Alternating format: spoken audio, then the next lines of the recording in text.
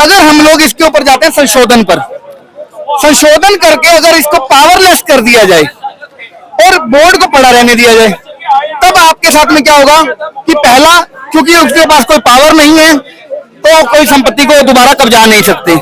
दूसरा, जो कब्जाई हुई संपत्ति है उसका डेटा आपके पास में अवेलेबल रहेगा। अभी के अंदर ना एक व्यक्ति है, उसको लोग चाणक्य कहते हैं। कौन? अमित शाह। बहुत अच्छे से समझ गए आप। देखो, मुझे नाम लेने की भी आवश्यकता नहीं पड़ी, आपको पता चला लोग किसको चाणक्य कहते हैं। 70 हटी, ठीक है। इंसान का छोड़ो, बकरे का खून नहीं बहा मैडम, ठीक है, किसी का खून नहीं बहा। कोई एक मतलब कोई कहता नदियां बह जाएंगी, मैं एक बूंद देखने को तरस गया, मैं वो भी नहीं है यहाँ तो, ठीक है। तो उसने क्या दिमाग लगाया होगा उस व्यक्ति ने, उसके पीछे पूरा पूरा क्या उसने थ्योरी रची होगी, उसके बाद जाकर के उसने उसका इंप्लीमेंटेशन किया, ठीक है। 3 तलाक हटा। वक्फ बोर्ड के नाम पर धरने प्रदर्शन शुरू हो गए हैं। वहां पर धारा 370 हटा दी गई, ट्रिपल तलाक हटा दिया गया। क्या मजबूरियां सरकार की ऐसी आ रही कि वक्फ बोर्ड के ऊपर सोल्यूशन नहीं निकाल पा रही है? आपका नाम के साथ शुरू करेंगे। आपका नाम? जी, मेरा नाम तुषार बजाज, राष्ट्रवादी के नाम से लोग मुझे जानते हैं, ठीक है। मैं राजस्थान की धरती से आता हूँ। और अब आपके सवाल पर आते हैं। राजबताना मैं वैसे बाय कास्ट अरोड़ा कहते हैं, लेकिन मैं अपने आप को हिंदू कंसीडर करता हूँ, डेट्स इट, ठीक है। और चलिए अब आते हैं आपके क्वेश्चन पर। मैडम, ऐसा है, वक्फ बोर्ड की जगह अगर हम बात करें, क्योंकि वक्फ बोर्ड के ऊपर 2 राय इस देश की जनता से मिली जुली मिलती हैं। एक कि इसको 3 राय कहूंगा, इसको बिल्कुल खत्म कर दिया जाना चाहिए। दूसरा, इसमें संशोधन होने चाहिए। तीसरा, है जैसा वैसा ही रखा जाना चाहिए। एक तबका ये भी कहता है। चलिए, अगर हम इसको खत्म कर देते हैं, अगर सरकार इसको खत्म कर देती है तो उसके क्या प्रोज एंड कॉन्स हैं, इसके ऊपर बात आ जाती है। खत्म करने के ऊपर ये हो जाएगा कि एक तो सरकार को बड़ी वाहवाही मिल जाएगी कि हमने एक ऐसा बोर्ड खत्म कर दिया जिसने इस देश के अंदर तीसरी सबसे ज्यादा संपत्ति कब्जा रखी थी, जिसके नाम पर इस देश के अंदर सबसे ज्यादा संपत्ति थी, ऐसी कोई संस्था, उसको हमने खत्म कर दिया। ऐसे वो वाहवाही पालेंगे। लेकिन अब कॉन्स क्या आते हैं, तो वो उसके अंदर बात ये आ जाती है कि आप ये बताओ कि आपने उसको खत्म तो कर दिया, अब उस संपत्ति का क्या, अब उस संपत्ति का वली वारिस कौन होगा? तो ये इसके अंदर दिक्कत आएगी खत्म करने पर। अगर हम लोग इसके ऊपर जाते हैं संशोधन पर, संशोधन करके अगर इसको पावरलेस कर दिया जाए और बोर्ड को पड़ा रहने दिया जाए, तब आपके साथ में क्या होगा कि पहला, क्योंकि उसके पास कोई पावर नहीं है तो कोई संपत्ति को दोबारा कब्जा नहीं सकते। दूसरा, जो कब्जाई हुई संपत्ति है उसका डेटा आपके पास में अवेलेबल रहेगा, उसको कैसे यूज में लेना है इसका ब्लूप्रिंट तैयार कर पाएंगे। तो ये वहां पर एक अच्छी चीज हो जाएगी, ये बेटर ऑप्शन उससे है। अब बात आती है, जो लोग कह रहे हैं समर्थन के अंदर धरने प्रदर्शन कर रहे हैं और ये सब कर रहे हैं कि वो वैसा का वैसा ही रहना चाहिए जैसा है, ये वही लोग हैं जो इस देश के अंदर किसी भी होने वाले अच्छे काम के अंदर यूं कहूँ विपदा पैदा करने का कार्य हमेशा से करते आए हैं। आज लालू यादव पटना के अंदर विरोध प्रदर्शन करते हैं और उनको लोग तवज्जो देने लगते हैं।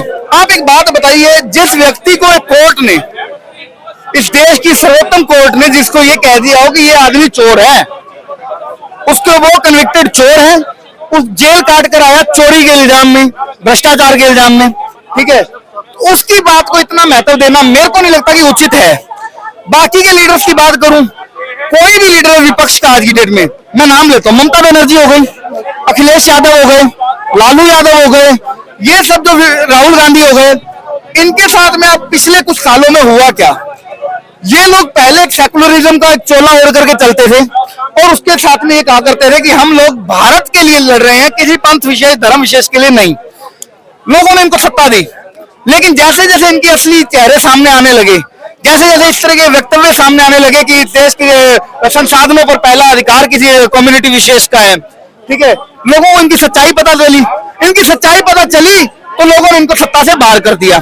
आज हिंदू भी इस देश के जो हैं वो इस बात को बहुत अच्छे से समझ चुके हैं कि भैया ये हमारे विरोधी हैं, ये हमारे साथ नहीं है, हमारे खिलाफ है या नहीं पता नहीं, लेकिन हमारे साथ तो एटलीस्ट ये नहीं है, ठीक है। तो इनका वो वोट बैंक पूरा छट गया इनके हाथ से। अब इनके पल्ले एक ही वोट बैंक रह गया, वो है प्रो मुस्लिम वोट बैंक। अगर ये इस तरीके के वक्तव्य नहीं देंगे तो इनके पास सामान क्या रह जाएगा वोट के नाम पर? प्रो मुस्लिम वोट बैंक के ऊपर ये अपनी राजनीति को चला रहे हैं।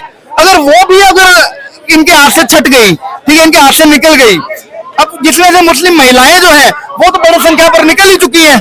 जैसे 3 तलाक का बिल आया, मुस्लिम महिलाओं को सम्मान मिला, उनको उनके अधिकार मिले, ठीक है, उसके बाद से मुस्लिम महिलाओं का भी जो रुझान है वो भाजपा की तरफ बढ़ गए। ठीक है, मुस्लिम महिलाएं तो ऑलरेडी जा चुके हैं, रहा तो गिने चुने प्रो मुस्लिम जो मौलाना सोच के, मौलवी सोच के जो लोग हैं वही गए ना। अब अगर उस तरीके के बयान नहीं देंगे तो वो भी चले जाएंगे। तो मैडम इस बात में कोई अचंभा नहीं होगा अगर आने वाले समय के अंदर लालू यादव, अखिलेश यादव, ममता दीदी या राहुल गांधी इनमें से कोई ऐसा बयान भी दे दे कि अगर हम सत्ता में आते हैं, इनके मैनिफेस्टो में आ सकता है आगे आने वाले समय में ये बात आ जाए, अगर हम सत्ता में आते हैं तो इस देश के अंदर अधिकार केवल और केवल रहने का मुसलमानों का होगा, दूसरा किसी का नहीं होगा, ये ऐसा बयान भी दे सकते हैं। तो इनको बहुत ज्यादा सीरियस लेने की आई डोंट थिंक की जरूरत है।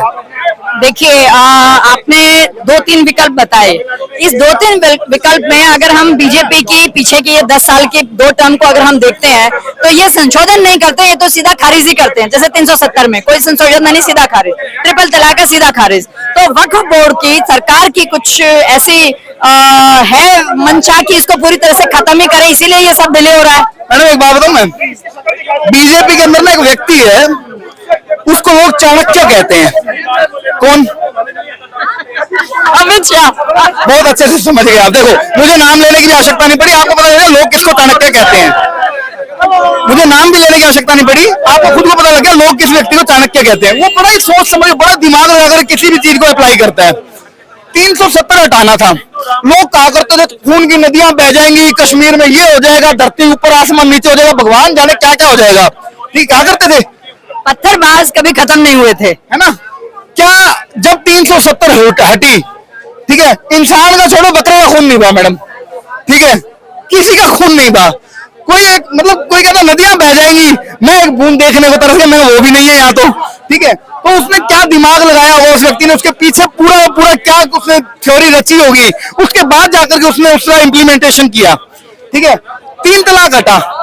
3 तलाक जब हटा तो किस तरीके से इस देश के अंदर नहीं बल्कि यूएई से विरोध प्रदर्शन हुआ।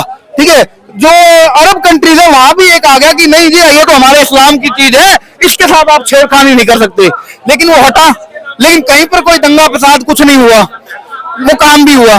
ठीक है, होता क्या है कि किसी भी योजना को मैम इम्प्लीमेंटेशन में लाने के लिए उसके सारे प्रोज एंड कॉन्स को देखा जाता है। आप जैसे वक्ता भी देखे जाते हैं। जी धन्यवाद।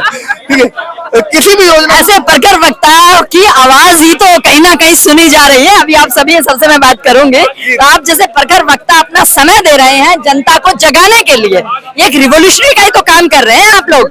हम जब आजाद नहीं हुए थे तब किस तरह से हमारे रिवोल्यूशनरी ने किस तरह से शहादतें दी थी, आज जब अपना समय दे रहे हैं तो जनता को जगा ही रहे हैं ना। मैडम एक बात कहूंगा इस बात पर भी, ये क्या हुआ कि आज अगर हम कुछ साल पीछे जाएंगे ना तो कुछ एक मेन स्ट्रीम मीडिया के चैनल हुआ करते थे, वहां पर कुछ सो कॉल्ड इंटेलेक्चुअल्स जाकर के बैठते थे, वो जैसा भी परसेप्शन वो चलाते थे पूरे देश में वैसा चल जाता था।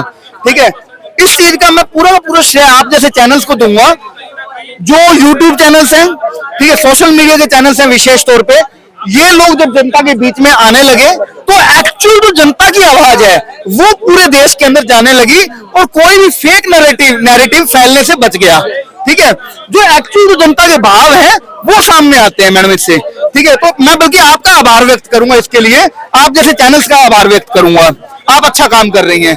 ठीक है, और रही बात हमारे जैसों की बोलने वालों की, तो मैम ऐसा है कि पहले हम अपने गली मोहल्लों में अखबार पढ़ते हुए पड़ोसियों के साथ में ऐसे ही बता लिया करते थे, यार ये चीज गलत हो रही है, सही हो रहा है। ठीक है, आज आपके माइक के आगे बता रहे हैं, भाव वही है।